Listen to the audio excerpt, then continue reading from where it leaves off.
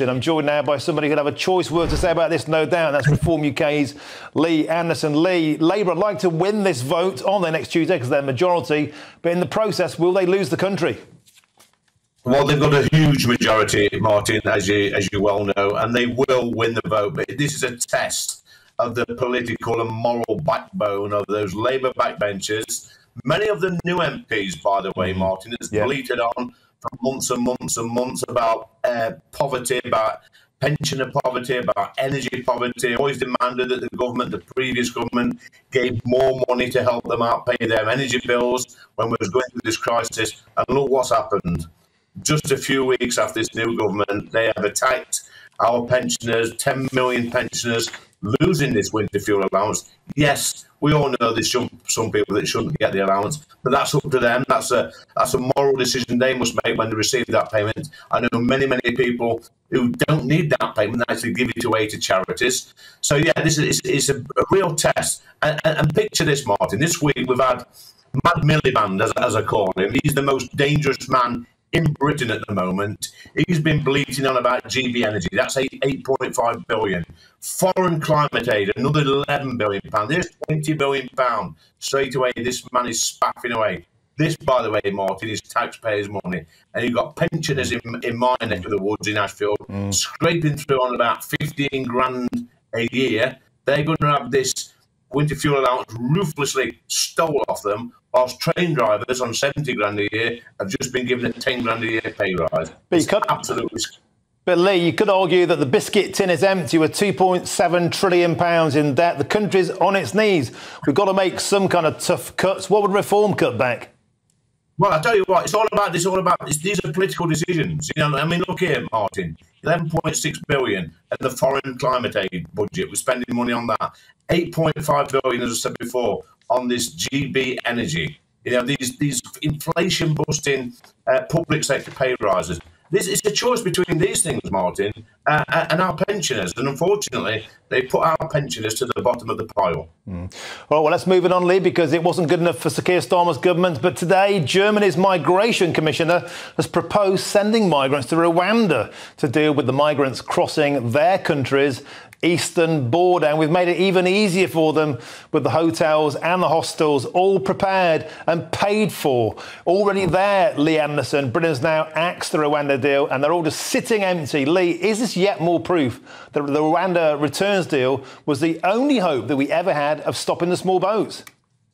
I'll tell you what, Martin, I wish to send this Labour government to Rwanda. I'd pay for the flies out of a whip round in Ashfield tomorrow. They're getting really on my nerves. But seriously, you know, Germany need to get this right, because I actually think the Rwanda plan could have worked if the Conservative government at the time would have had the political backbone and will to get that first flight off and ignore everybody else. You know, we had a plane on the tarmac ready to go. It should have gone. Now, if Germany learn the lessons from that and get a flight up straight away and stick two fingers up to the ECHR, then it can work.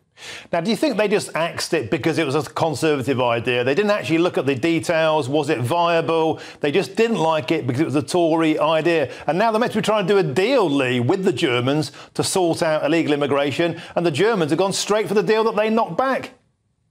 Look, they're absolutely clueless, the Labour Party, on this. They've got no political will to sort this out, Martin. You know that, and I know that. They don't see illegal migration as a problem. They do not live in the real world. And isn't it funny now, after they've scrapped the Rwanda plan, Germany is actually going to use it?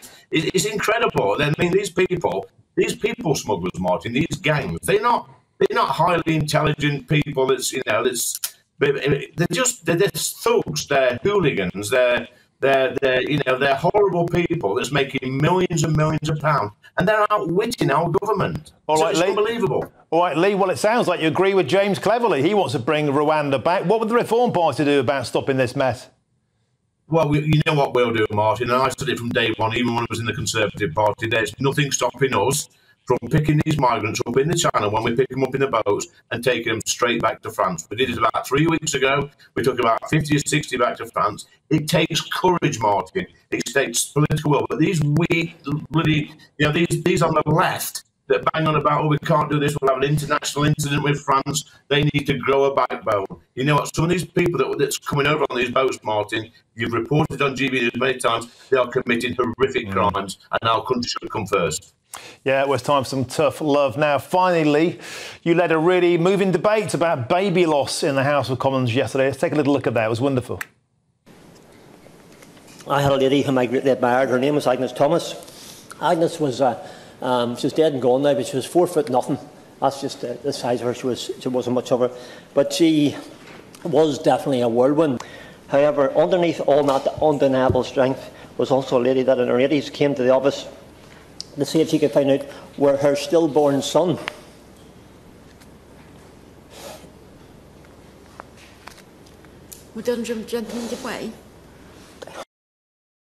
Lee, it was a really, really moving debate. What prompted you to speak out about that, mate? Yeah, it was a difficult debate, Martin. I spoke for about 15, 20 minutes on the subject. I've had quite a few recently, Martin.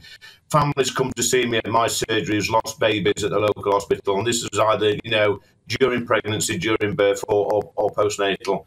And I felt I had to be a voice for these people. That someone's got complaints from the local hospital, but 1 in 5 baby deaths is preventable. And I thought, I've got to do right by these people. I brought them down to Parliament yesterday, a couple of the families, and had this debate. And yeah, it was sad, it was moving, but it was the right thing to do, I think, Martin, because it touches every family in this country.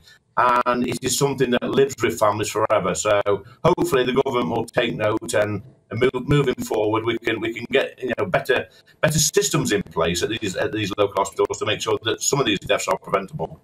And Lee, I've got to say, I've been talking for years trying to get men to speak out about their mental health and get these feelings out. It can cause a lot of harm if you bottle a little bit. It's so nice to see blokes there speaking out about this. And I believe Nigel Farage also chipped in. He said he struggles to talk about this topic in the past.